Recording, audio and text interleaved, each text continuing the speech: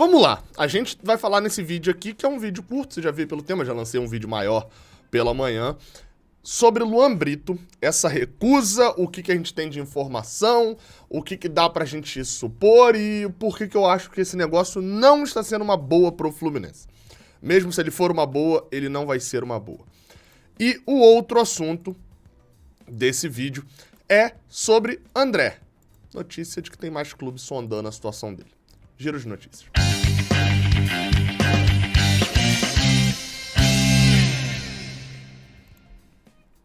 Seja bem-vindo, você guerreiro de todo o Brasil, de todo mundo. Aqui é o canal Raiz Tricolor, eu sou o Gabriel Amaral, eu sou jornalista de formação e sou tricolor de coração. Já deu o like aqui embaixo? Já se inscreveu, por acaso? Se não, depois ficar... exatamente. Ó. E o OneFootball, já baixou? OneFootball. O QR Code tá aqui do lado e você não baixou ainda. Aplicativo de futebol, tá presente em todos os celulares, é ótimo para acompanhar placares ao vivo, é ótimo para acompanhar estatísticas, é ótimo para acompanhar notícias, principalmente. Em tempo real, chegando ali no seu celular. Tem tudo sobre o Fluminense lá no OneFootball. Baixa o link, tá aqui embaixo na descrição. Vamos abrir falando sobre o André. Notícia do portal Netflu de que um clube espanhol, o título da notícia é: clube espanhol é mais um a sondar a situação de André no Fluminense. Atlético de Madrid está de olho no volante. Segundo a publicação do Netflu, André foi sondado pelo Atlético de Madrid, a situação dele foi sondada pelo Atlético de Madrid, mas não há uma iniciativa ainda para uma proposta oficial. Também tem na matéria de que a Ajax e Lyon também já demonstraram interesse no jogador, mas não fizeram propostas. Bem, essa é a notícia. Eu já falei isso algumas vezes aqui, o André tem contrato, renovou até agora, foi publicado no vídeo nessa sexta-feira, a renovação dele. Tem contrato até 2026 com o Fluminense, tem um salário legal pra dentro do que é a lógica para um jogador dessa idade receber no Fluminense. E tá tranquilo, assim, é óbvio que eu entendo que... E aí, qual é o meu entendimento sobre a venda de André, tá? E eu já tô falando isso desde agora, porque vocês sabem que eu sou o cara da venda. Eu trabalho na venda. Meu negócio é esse. Ah, Gabriel, mas dá pra usar. Beleza, dá pra usar, então vamos usar. Agora, saiba que cada minuto, vamos botar cada ano, né? Cada ano que você usa o jogador, você está usando um jogador jovem e que tem um valor muito alto. Vamos botar aqui por baixo. André hoje é um jogador com um valor de 10 milhões de euros. Botando por baixo aqui, bem abaixo, tá? 10 milhões... O Fluminense não tem nenhum outro jogador que valha isso. Sei lá, quem é o jogador mais valioso ali do Fluminense? Vamos botar aqui aleatoriamente John Arias. Pra mim vale uns 5, 6. Aí você tem Nino, vale uns 4, 3. Entendeu? O mais valioso, se tem um jogador super valioso, se o Fluminense fosse ao mercado contratar André, ele pagaria 10 milhões de euros. Então o Fluminense tem esse super jogador. Só que cada ano que o Fluminense vai usando esse jogador que tem esse super valor, o que é ótimo, porque você usa um jogador espetacular sem precisar ter pago 10 milhões de euros nele, por exemplo, que é o valor aqui fictício que eu usei, ele tá se desvalorizando. Entende a lógica? Porque passou um ano, o Fluminense não foi campeão, ele foi o melhor volante do Brasileirão, mas não teve um destaque na América. Entendeu? A lógica, ele tá mais velho, tá um ano mais velho. Então, assim, quanto mais você usa o jogador e você usufrui de um jogador que vale muito dinheiro, esse valor também diminui um pouco. Óbvio, ele vai subindo, né? O valor de André tem subido, mas vai chegar uma hora em que ele vai estabilizar e descer, porque é isso que acontece com todo jogador. Então, o meu ponto é o seguinte: a venda de André, ela vai acontecer em breve, talvez em 2023, ou vai acontecer. Só que, obviamente, se André tivesse feito isso tudo que ele fez até 2021, a venda talvez fosse maior, porque a idade dele era menor. Então, assim, a situação de André é essa. Vamos pensar no hoje, eu penso no hoje, que é: não veio proposta ainda por André, uma proposta alta. Beleza, a gente está com o melhor volante do Brasil jogando no Fluminense. Se ele não for vendido, ou se ele for vendido por 1 milhão de euros daqui a 4 anos, foi ótima. Se ele sair de graça em 2026, foi ótimo. Porque em 4 anos, 5, 6, contando 21, 22, até 2026, a gente teve o melhor volante do Brasil jogando aqui sem ter pagado 1 centavo por ele pra contratar. Então eu tenho esse pensamento, já jogo isso aqui logo que daqui a pouco vai vir proposta, não sei o quê. É aqueles assuntos que enchem o saco. Beleza? Agora, vamos falar sobre Luan Brito. Até então, um monte de time tá sondando André e não tem proposta por ele ainda. Outra notícia, essa é na verdade, é uma atualização de uma notícia que a gente já vem falando. Luan Brito, que por sinal entrou e fez gol, como fez em boa parte da carreira dele no Fluminense até agora. Luan Brito, atacante de 20 anos, faz 21 esse ano, né, 2002, da base do Fluminense, fez gol agora no 6-0 contra a Imperatriz. O Fluminense recebeu uma proposta por ele, isso aí você já estava sabendo, já viu aqui no canal, uma proposta do Porto, que era por um empréstimo de 18 meses, e ao final desse empréstimo, o Porto não pagaria nenhum valor pelo empréstimo, mas ao final desse empréstimo, o Porto teria a opção de comprar o Luan Brito por 3 milhões de euros. Esse era o desenho oferecido pelo Porto. Eu já falei aqui que eu acho esse modelo muito ruim, não acho os valores ruins. E aí a gente vai para a contraproposta. O Vitor Lessa informou que o Fluminense realizou uma contraproposta ao Porto, colocando o valor de 4,5 milhões de euros por 80% do jogador ao final desse tempo de empréstimo como opção de compra. Dentro desse 4,5 seria o quê? 3,5 milhões de euros fixos e 1 milhão de euros em bônus por metas alcançadas. Esses bônus, a lógica deles vejo muita gente se embananando e tal. A lógica é o seguinte: o Fluminense tá ficando com 20% do jogador. Se o Fluminense vender, se o Fluminense vendeu pro Porto, o Porto tem lá 20% que ele tem que dar ao Fluminense se ele vender. Se o Porto fizer uma ótima venda e ele for pro Liverpool, o Fluminense ganhou esse dinheiro. E ele provavelmente não vai bater esses bônus aí. Se ele ficar no Porto e jogar a vida toda, ele bate os bônus e aí o Fluminense ganhou 1 milhão de euros a mais, entendeu? A lógica é meio que essa, assim. Mas voltando aqui pra conta, tá? 3,5, é assim que é, pelo menos essa forma que eu falei, é a forma como a diretoria do Fluminense enxerga esses bônus, tá? Pra mim, essa contraproposta ainda é ruim. Pra mim ainda é ruim. Por quê? E por que é ruim, Gabriel? Vamos lá. Luan Brito é um grande craque que tem que ser vendido por bilhões. E não entro nesse assunto.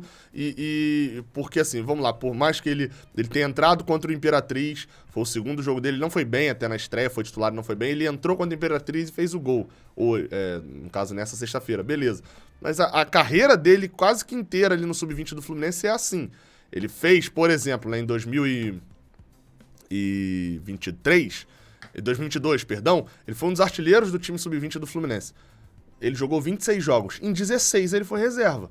Porque ele era reserva de John Kennedy, era reserva do João Neto. Ele era reserva. E não dá nem pra dizer que, estão de má vontade com o Luan Brito, não. Porque ele é filho de um funcionário do Fluminense. O Marco Brito é coordenador técnico do futebol feminino. Então, assim, na verdade, a acusação até poderia ser o inverso, que era de priorizarem o Luan Brito porque o pai dele trabalha lá. Não é essa a lógica. Então, assim, ele era reserva. Há um entendimento interno do Fluminense. Apesar dele ter entrado em alguns jogos, ter feito gol. Só pra destacar, ele fez 12 gols em 26 jogos. Desses 12 gols, 7 foram em 16 jogos que ele veio do banco. E em 10 jogos que ele foi titular, ele fez 5 gols. É um número bom, tá? É um número bom. Mas não é um número de um fora de série. Tanto que ele não teve chance até agora no profissional. Porque ele disputa a posição no Sub-20. Como virou banco, inclusive, pela partida ruim no primeiro tempo. O primeiro ano dele de Sub-20 até foi melhor um pouco.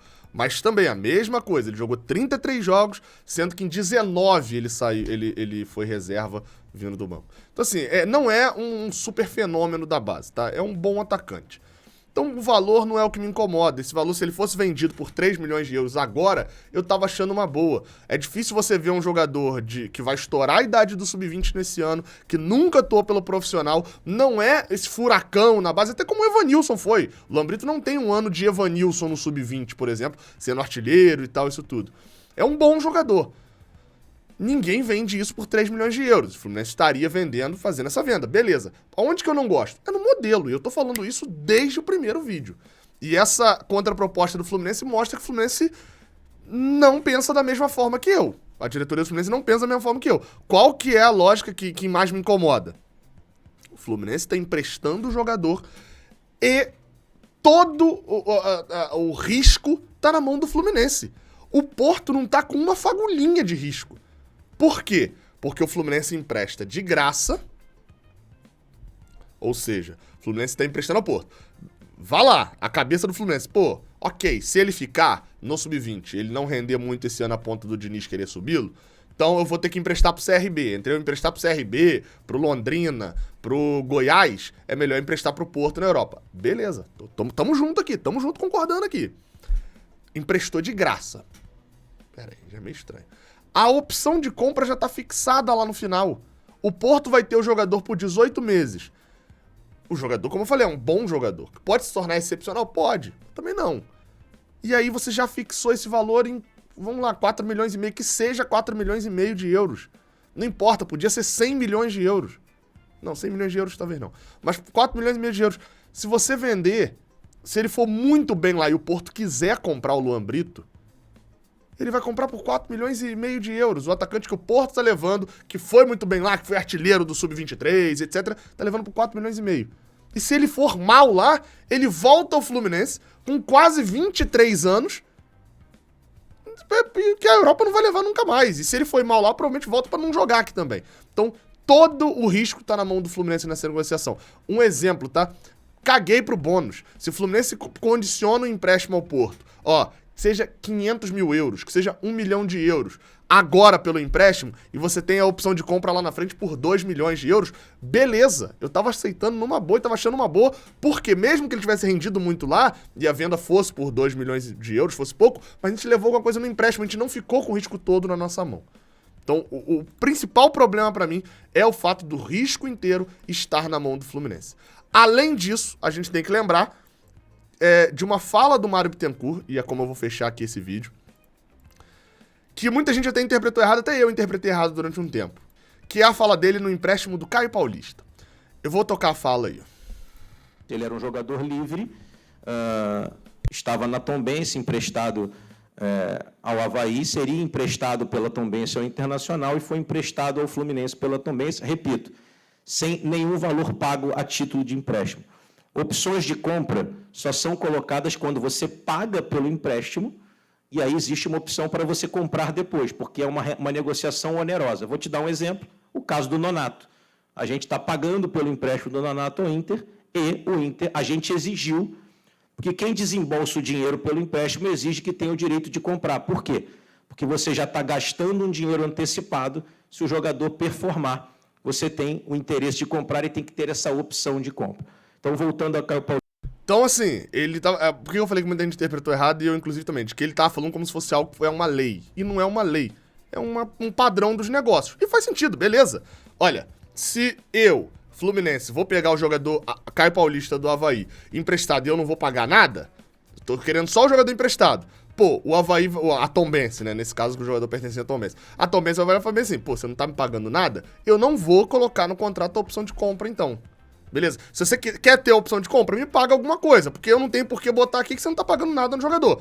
Era uma negociação de mercado. Ou seja, o cara que vai fazer esse negócio, né, de tipo assim, pô, vou emprestar e ainda vou botar uma opção de compra sem o cara me pagar nada, esse cara é trouxa.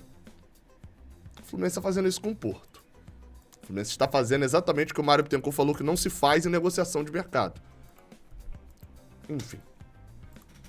Pode ser 4 milhões e meio de euros, pode ir dessa maneira.